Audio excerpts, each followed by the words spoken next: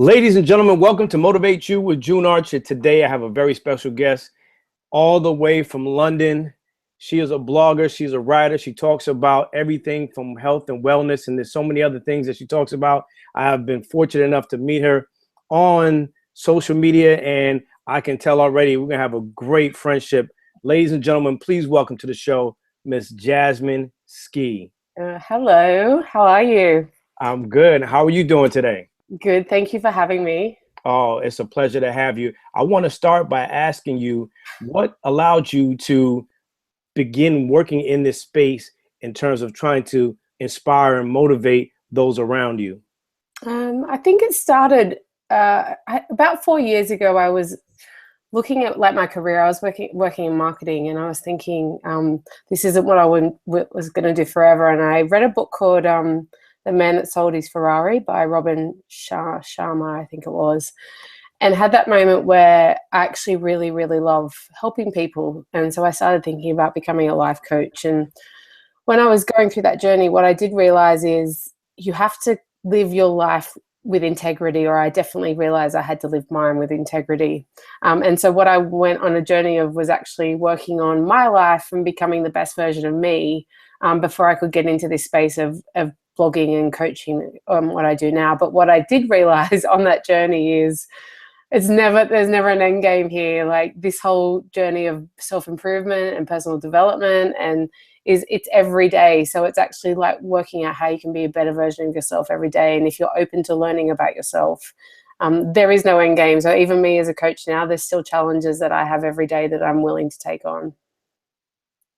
Now, for you, were there anyone who was instrumental in starting this journey? Or are there people who you said, okay, I'm surrounding myself with like-minded individuals, family and friends or colleagues, and we're all going to go out on this quest to try to change the world? No, my mum was I was raised Catholic, but my mum was quite a spiritual person. So she would often give me books to read. And I actually joke that I think I was a nun in a past life because things happen where I'm like, I don't know, whenever I travel in Italy and Spain, the nuns always nod at me like I'm part of the sisterhood. So I've come from a very spiritual family. So I was always raised reading these books, but I actually, the one moment for me when everything changed was I had a real issue with emotional eating. So I'd been on a diet probably from the age of 14 to 38, so say 25 years. And I went to this all happened in one day. So I went to the doctor, had to get weighed, and weighed a lot more than I thought. And I come home and my mom was talking about being on a diet. And I just had this moment where I was like, I am not going to be on a diet anymore. And it was this switch of actually realizing that I didn't love myself. And so I had become like this almost overachiever my whole life. And I had constantly been achieving to be loved. And it was literally a switch that went, I am not doing this dieting thing anymore.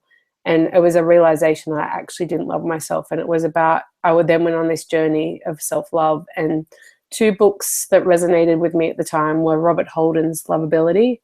And I love Robert Holden. He's actually become someone I'd call a friend now because his work is so real and authentic.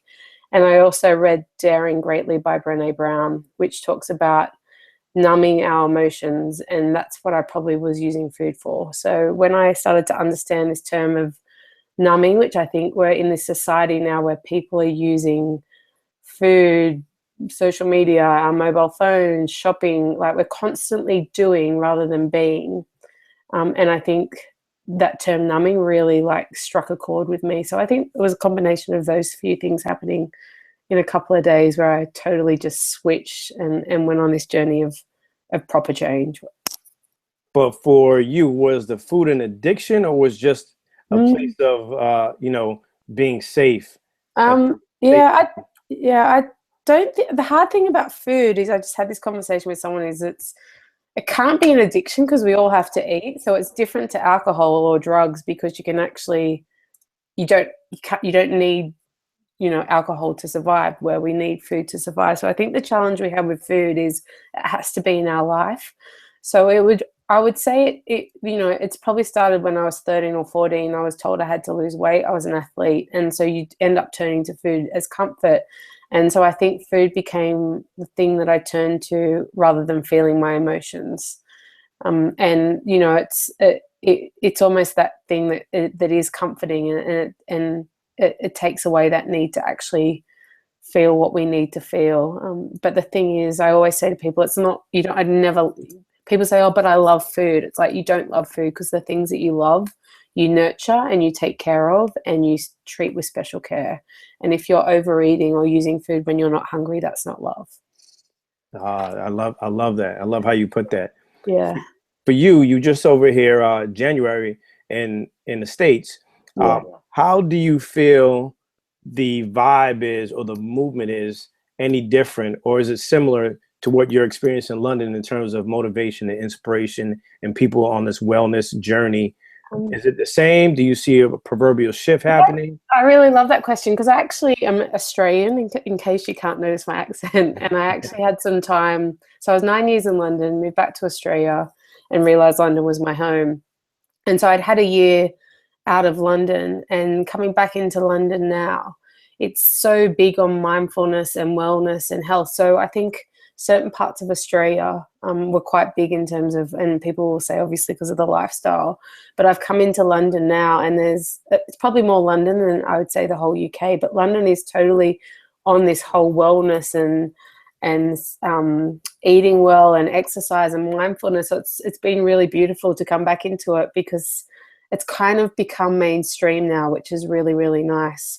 And I would say probably, I would say the energy in New York was really different to London. New York's full on, like it's very much, people are very busy in that city. And I would probably worry that there's a certain, almost it's very much part of the culture of doing, achieving, where I think in London there's probably more of a balance, which I find quite nice. Tell us about your messages that we see on social media and on your site, and your life coach as well. What can you share with the listeners and the viewers that they can actually take away from this interview? Be real, like be you. So vulnerability was probably my biggest challenge. So if someone said to me, cure world hunger, I would be totally comfortable with that task. But being vulnerable was definitely not something that comes to me naturally. And so what I try to do on social media and what I try to write about is being honest. And I think the problem with this health and wellness and self-help industry that I'm seeing is they're peddling that you have to be happy and positive all the time. And that is not natural. What is natural is for you to sometimes feel sad or down, and sometimes feel like life is a bit more of a challenge. And then on other times, you feel great and you feel positive, and it's almost the reward of going through the challenges. And I also think we're like discouraged to feel feelings like doubt and fear and uncertainty, but they are totally natural feelings. And if you are pushing yourself out of your comfort zone, if you are trying to change with going through personal development, life will get incredibly uncomfortable. But if you're prepared to feel uncomfortable, then you are going through change. And I think that's the most important thing, because I see these things that say 30 days to happiness, and then people expect that in 30 days life is going to be rosy. But actually, if you want to change, you want to grow, and you want to take on your fears and be a better person, life will actually feel totally uncomfortable. For me, I see it where you go out and you talk to people and you're saying, follow your dreams, go for it, make that jump. It is kind of realistic certain times, because certain people don't realize that you will come against adversity. You will, run into some roadblocks. There'll be some things that get in your way. How do you tell that person, says Jasmine, I keep running up against a brick wall, and I know that every day is not going to be a good day. What can I do? I think the first thing is be totally honest with you. So I wrote a blog called Life is Better When I'm Wrong. And it was about my journey. So I moved back to Australia thinking that Australia was my home. And after 6 months, I realized that London was actually my home, and I'd changed so much, and what I wanted in my life was actually in London.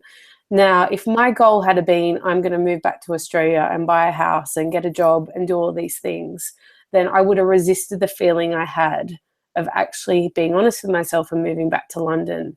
And I probably in a few years ago would have seen that as failure. But when I was really honest with myself, I had to make that decision to move back. So the thing about a goal is work out what you want and then work out the 4 or 5 things that you need to do to achieve that goal and do them every day.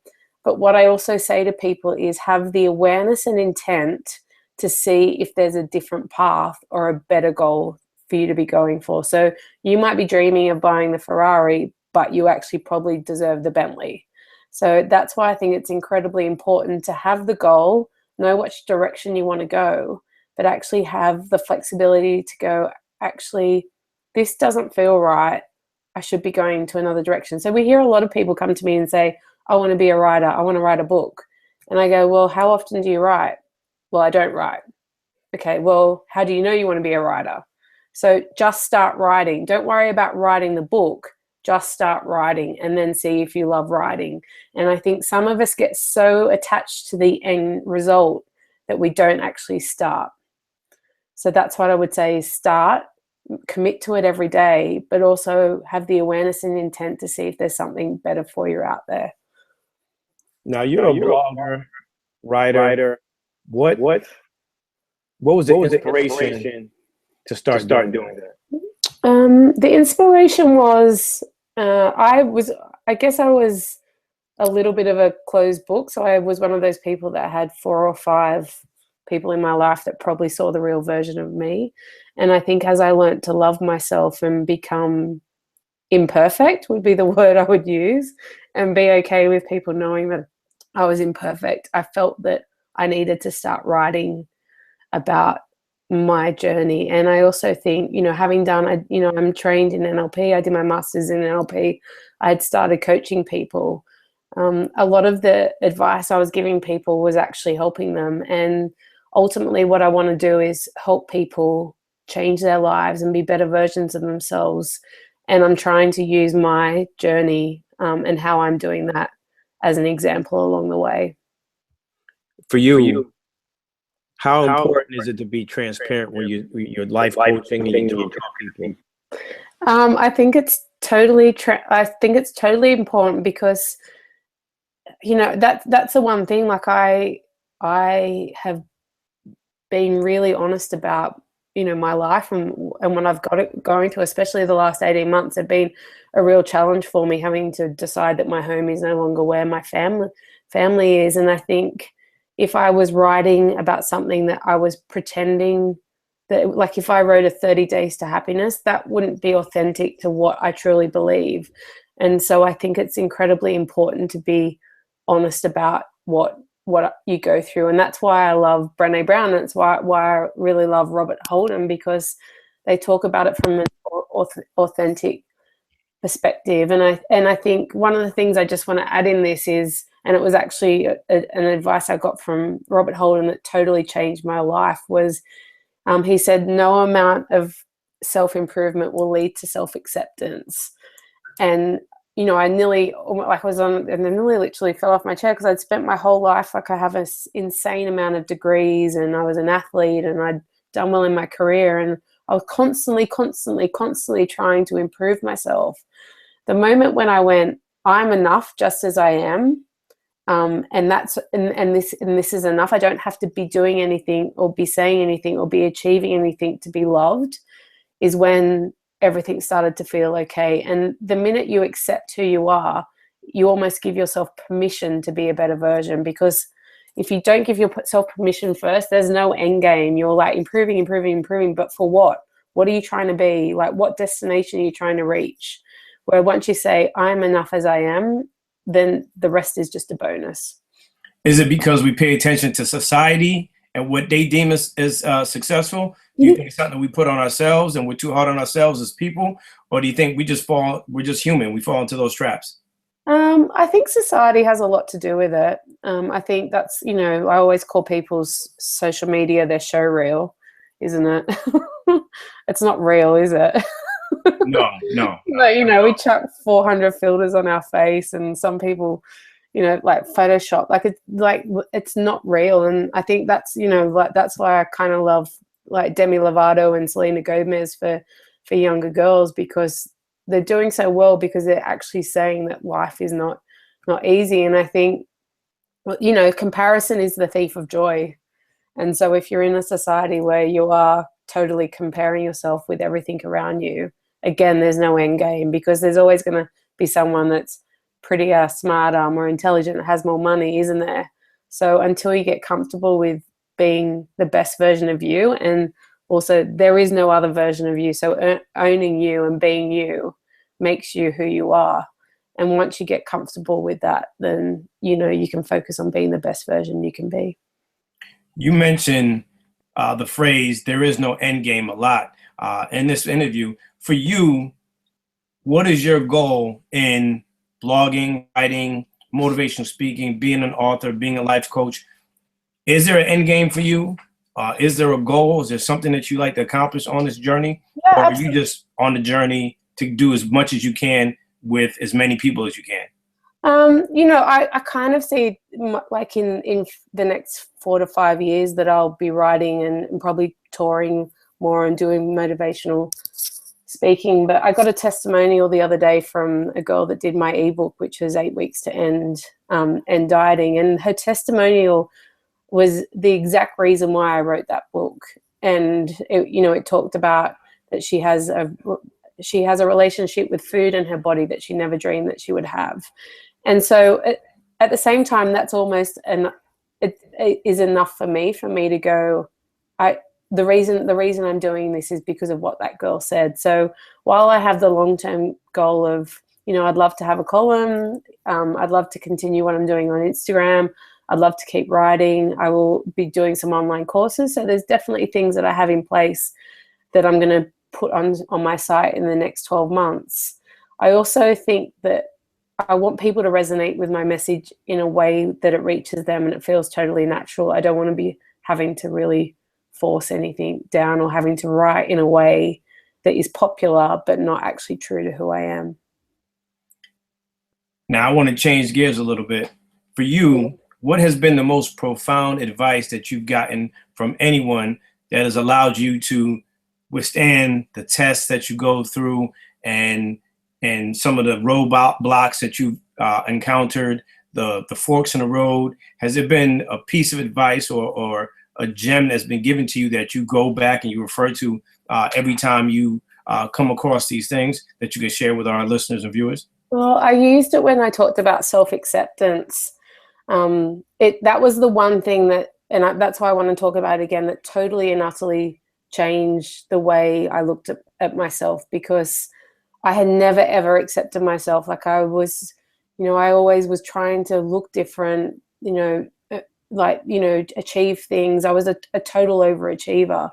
And so when the whole conversation around self-acceptance came up, that is honestly the one thing that has totally changed my life. And so if I could say anything to the listeners, it's, if you're out there constantly trying to be something or do something or achieve something, but you're not accepting who you are right now, then have a look at that. Have a look at why you're not okay with who you are now, because there is no one else. Like, you are your power, and being you and being okay to be you is incredibly important. And I think I kind of grown up where I was in a situation where I wasn't like I had to earn love, but you're an athlete, sometimes you're constantly performing, and so you're in a situation where results kind of mean that you're doing well. And so I would say to anyone, like, self-acceptance and being okay with who you are, regardless of what you earn, what job you have, who your boyfriend is, what you look like, is what's important, because you'll shine, then everything else is literally just a bonus. And then I think the other one is probably, I'm dating at the moment, and I think dating's a really good place to learn to love yourself. And I think one thing I'd say is nothing anyone does has anything to do with you. And I think that's really hard, because a lot of people take things personally. I've learned not to take too much personally, but for people that take things personally, understanding that nothing anyone does has anything to do with you is quite important. And then I will actually give you one more if that's okay. Hurt people hurt people. And just remember that. So hurt people hurt people. So there's so many times that we get hurt by someone or people do things to us that actually really hurt us, but just remember that hurt people hurt people. And I think if you can see the hurt in that person and understand why they did it, it may not hurt you less, but it may give you an understanding as to why someone would behave that way with you. So I think I say it all the time, hurt people hurt people. I think that would be my final bit of advice. Do you think from that point, if we could just expound on a little bit, how can I say it? How important is it to have dialogue that we could get into those nooks and crannies of relationships that you could say, wow, the reason why you reacted this way is because this happened in your life? Because I feel like sometimes we don't dig enough into relationships and friendships to kind of see past the initial, oh, yes, my friend, I love you. It's my girlfriend. That's my boyfriend, or that's my homeboy. And when we get into a situation where we may say something that may be off-putting to that person, we say something that may rub them the wrong way, we don't know why they reacted or they were defensive. How important is it to have dialogue that may be uncomfortable amongst family and friends?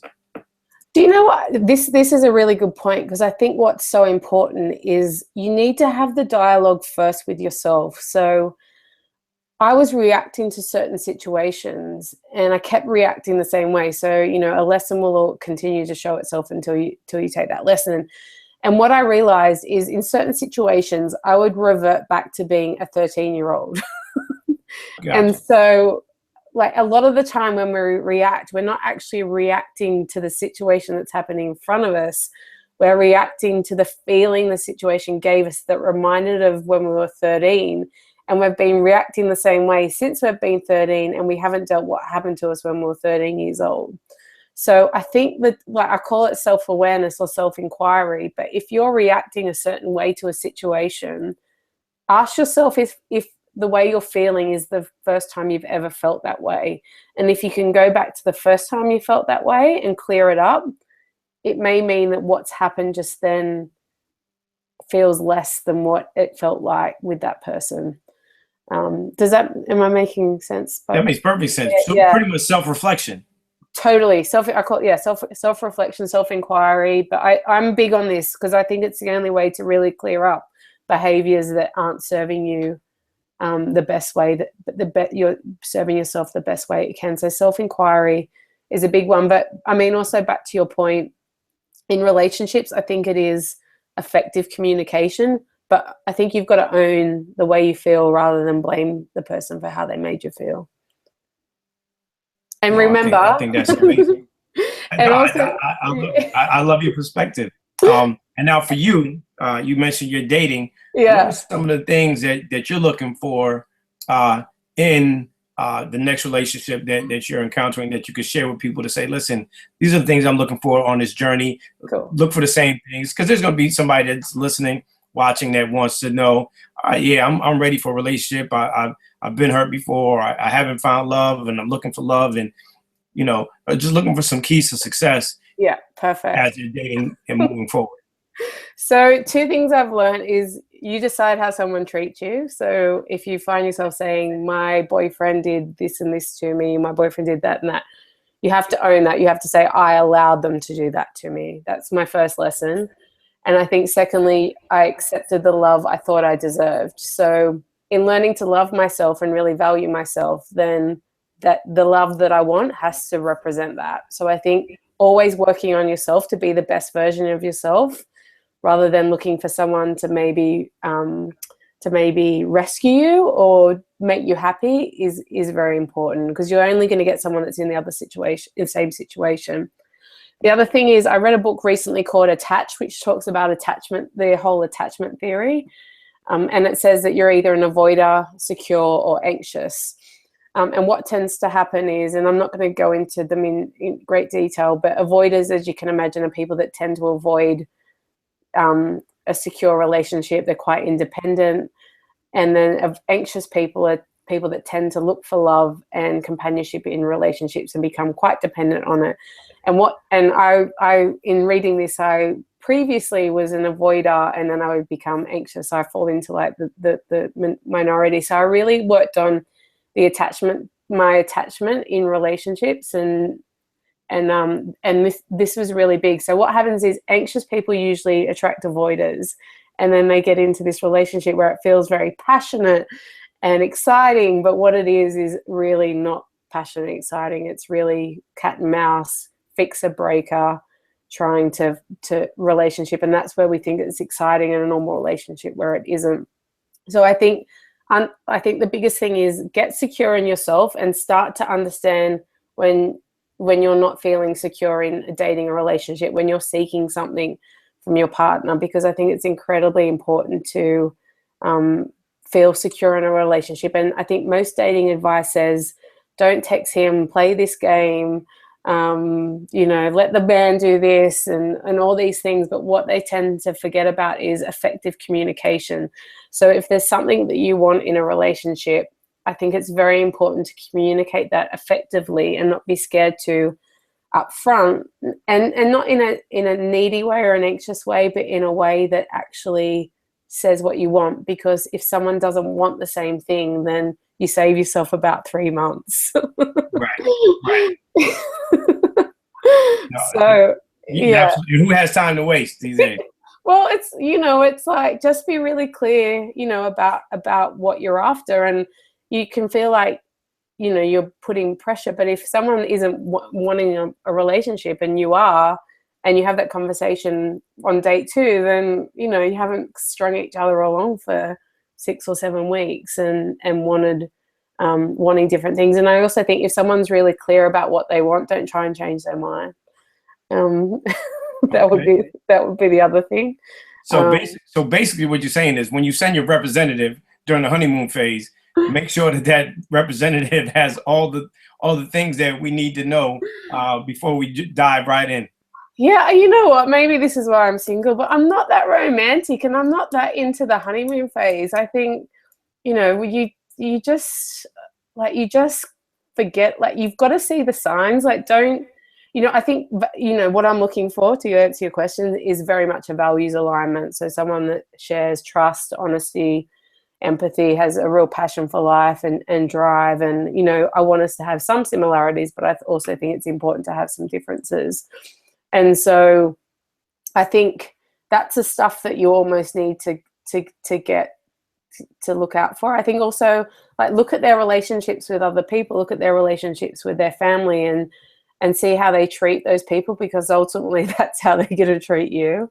And, set strong boundaries. So when people are, late, or if people cancel, unless I really want to give them a chance, more than likely I won't, because, my time is quite precious. So don't be scared to set boundaries. That was a really hard one for me, because I'm a very easygoing, chilled out person. And so I'd kind of be okay with certain things happening. But then once I started to communicate effectively the type of person I wanted and the behavior I wanted in my life, it actually does work. Nice. Yeah. So what is next for Jasmine Skee? This year I'm going to do 3 online courses. So I've obviously written an ebook called 8 Weeks to End the Dieting Cycle, and it's not a diet book. It's actually getting to the core of emotional eating. So I think the problem with all diets is they're a band-aid on a symptom. So they're not actually getting to why you're eating when you're not hungry. So the book does focus on that. I'm going to turn that into an online video course, along with probably an online video course on dating, and also one on how to achieve the goals that you want to set. So that's what I've got in store for me this year. And continue blogging. I mean, I love Instagram. I need to turn more of my blogs into videos on my YouTube channel, but Instagram is probably a real big focus for me. And where can people find you? I know we have JasmineSkee.com, but where can they find you online? Where can they follow you? Cool, thank you. It's so Jasmine with an E, Skee, SKEE.com, and I send out an email. My Instagram is Jasmine_Skee. My YouTube channel is Jasmine Skee, so is Twitter. So I'm all over social media. I'm not on Snapchat yet. I don't know if I can bring myself to do that. Just because mindfulness is a big part of my life, and I'm very conscious about how much time I spend on my phone, which I think is important for all of us. So yeah, Yes. thank you very much for letting me do that. We can all do better in that regard. So, as I like to end the show, music is a soundtrack to our lives. It is. What is a song that best represents the soundtrack of the life of Jasmine Skee? No, I love music. So this was a really, really hard question. Music's been a massive part of my life. But Katy Perry's Firework, yeah, I never get sick of it. And when I hear it, it just kind of reminds me of, the good days, and I don't want to say the better days, but those days where you're just feeling like, oh, everything feels a bit hard today, but then, ultimately everything does start to feel really good. And what would you like to leave with our listeners and viewers today? Some parting words, some words of inspiration, encouragement for those that may be going through something, or something that, life is, a box of chocolates. And for some, they woke up this morning and life is good. What parting words would you have for those who are listening that are looking to continue on to do some great things and making sure that life is the box of roses that they want it to be? There is that quote that says, if you're in the past, you're depressed, and if you're in the future, you're anxious. But if you're at peace, you're in the present. And, being present will never become a habit, because obviously if it was, then we wouldn't be present. And it really is so important that we all start to learn to really be in that moment. And I think some of us think by being present, we're not setting goals or we're not being ambitious, but actually have your goals, know the direction you're going, but live in the moment. Stop being on your phones. Like I walked home today 300 meters, and the conversations I had and the people I said hello to just totally changed how I felt that day. So I think totally learn to be in the present. Totally, like my last post on Instagram is life is now, because it is. And I think sometimes we get so caught up in our past and our future that we totally forget what's happening now, and this is what's happening now, the relationships you have now. Be so grateful for everything you have, and if there's something that's really bothering with you, like literally stop and think of 10 things that you're grateful for, because it will totally change your total look on life right in that moment. Listen, Jasmine, I appreciate you. I know there's a time difference between us. I appreciate you for coming on and sharing your gems, your words of wisdom. Ladies and gentlemen, today's guest was Miss Jasmine Skee here on Motivate You with June Archer. Please check out her blog, check out her books, her 8 steps. She has 10 steps. She's going to be writing that column very soon. Check out everything on her website, jasmineskee.com. Please, if you like today's show, please rate it, like it, share it with someone who may need a word of encouragement, inspiration. Once again, this is your host, June Archer. This is Motivate You. Our guest today, Jasmine Skee. Jasmine, we love you. Continued success to you. And we hope that you blow up. Thank you. Thank you so much for having me. Thank you. Have a great rest of the day. Thanks.